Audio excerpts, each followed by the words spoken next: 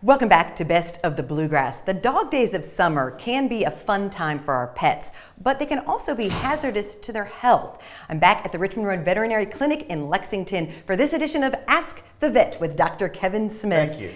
And this is a time of year where there are a lot of different ways that can impact our pets. So let's start off with Bill from Richmond wants to know why fireworks scare our pets. Yes. So we need to understand that dogs hear a much higher frequency than us, and their hearing sensitivity is so much greater than us. So we're only hearing a fraction of what they are hearing. So the loud whistle and the loud booms are much more dramatic to them than to us. I know the fireworks really scare my dog. Is there anything that people can do that might make it a little bit easier on their pets? This is really tough. There are some dogs that are so greatly affected that they need medication. So please call us or call your local vet and you talk to them about it. But some things I tried in the past with my personal dogs, they would always go in the basement with us. We turned the TV and the music up way too loud, and we just planned on living in the basement for the 4th of July night just to help keep them comforted. So there's certain tricks and things that we can do.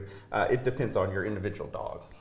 Let's move on to the heat. Sherry from Lexington wants to know how the heat can affect her dog's paws. Okay, so heat, we dissipate heat from sweating and drinking cool water. A dog dissipates their heat from panting. So, and they have some very small sweat glands in their paw. So in the heat and humidity of the summer, when they breathe out and in, they're exchanging hot air for hot air. And so they don't cool down properly. So my advice would be get your dogs out early in the morning, late in the evening when the heat and humidity are much cooler.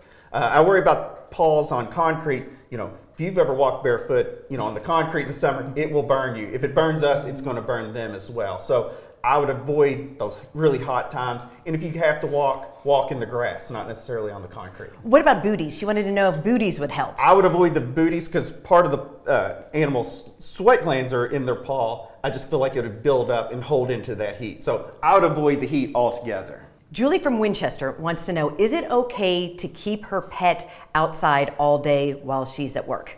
I always worry about that because you have 8 to 10 hours of unknown. Is the dog going to stay in your backyard? Is it going to get too hot? I wouldn't let my kid hang out in the backyard for 8 to 10 hours. And I would prefer my dog to be inside where I know that he or she is safe.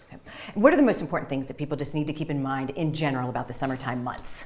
There's a lot of activity. There's a lot of people out. There's a lot of dogs out. You're worried about dog fights. You're worried about fireworks and your dog running away. And the heat and humidity are true killers.